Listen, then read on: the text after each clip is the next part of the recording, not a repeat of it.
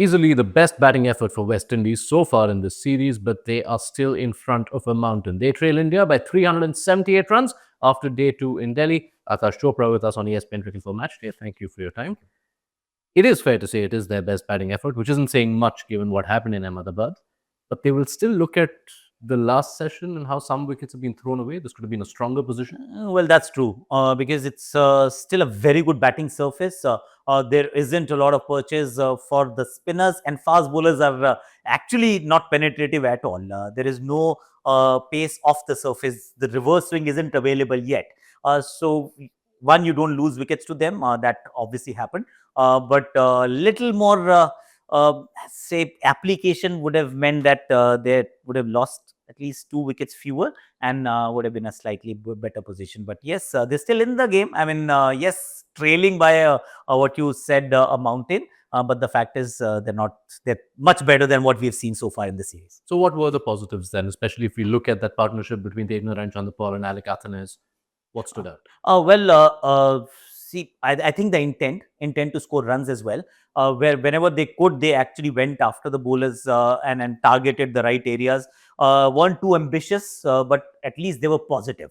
And one thing actually is the highlight, the way Chandrapal got out, and it told me a lot about mindset. Same over, first ball, Ravindra Jadeja bowls, same length, same pace, same line. He steps out, hits the ball for a 6. Same ball, 2 balls later, exactly identical. He defends and finds the outside edge. And that tells me that, yes, cricket is played on the field with the bat or a ball in hand, but more is about what goes between the 2 ears. It just tells you about the mindset and how, if you're liberated, you're positive, result is a 6. When you're defensive, edge is the outcome. Yeah, and that meant that both Chanderpaul and Athanaze, who'd got good starts, fell without converting it. Shea Hope is unbeaten on 31. He's searching for a first Test half century since 2019. All this in response to India's 518 for 5 declared. Shubman Gill, who knew 2 overs into the day, he has some atonement to do. I'll come to that later, Right. but let's talk about Gill's batting first. Had all those hundreds in England and now has a home Test 100 as captain as well. Thoughts on the knock? Well, phenomenal actually. The hunger to score runs is insatiable, and something that stands out, and something that will make him, or rather, that's why we actually say that he's destined for bigger things and better things in life. Could be greatness over a period of 10, 12, 20, 15 years from here onwards as well. So if you're looking at that, this is a very important ingredient. Yes, skill has to be there, technique has to be there, temperament, but there has to be hunger to score runs. When you see the pitch is flat, the bowling is flatter, then you must fill your boots, and that's exactly what he did.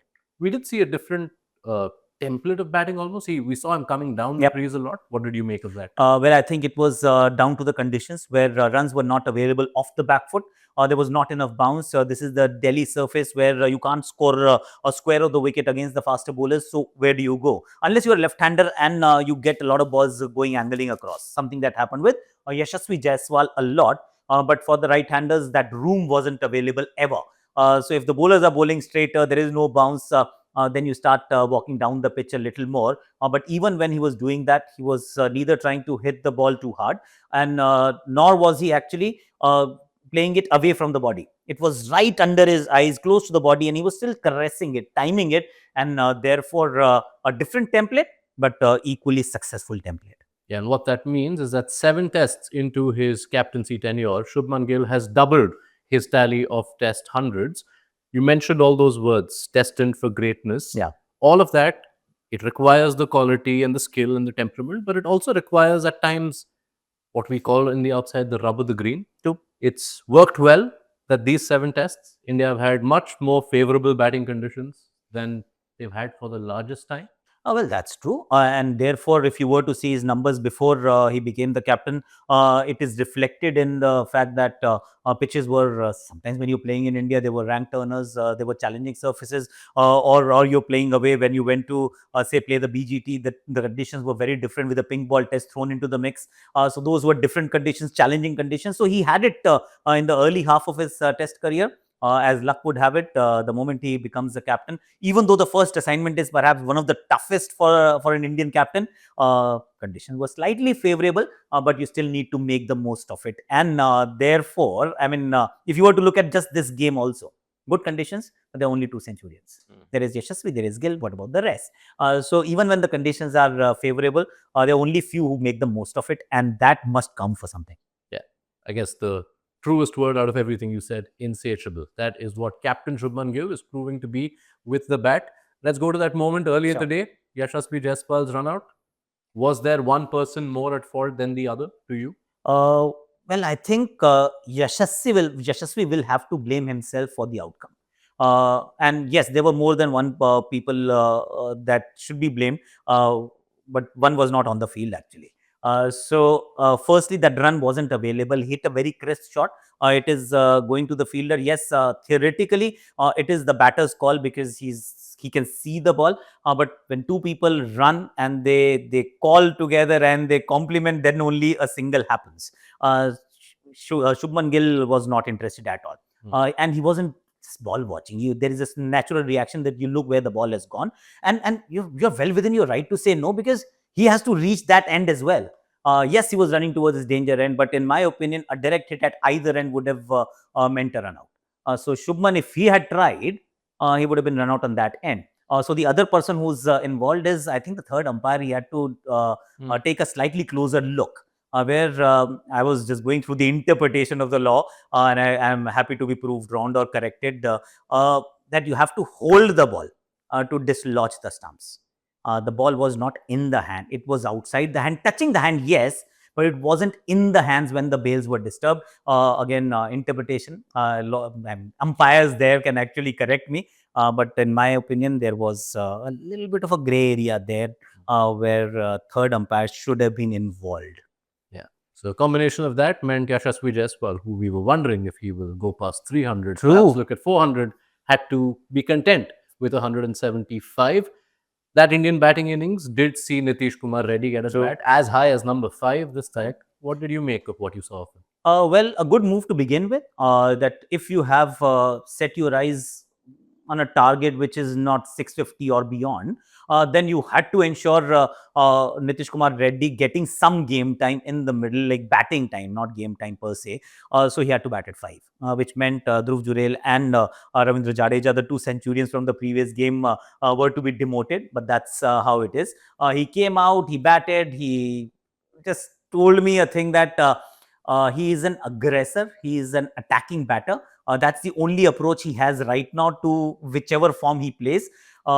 Can work all right when you're batting lower down the order with the bowlers, but might need a slightly different approach if you're batting with the batters, and you need to bat time, and there are runs for the taking. You needed a bit more measured approach, something that wasn't there, and eventually led to his downfall.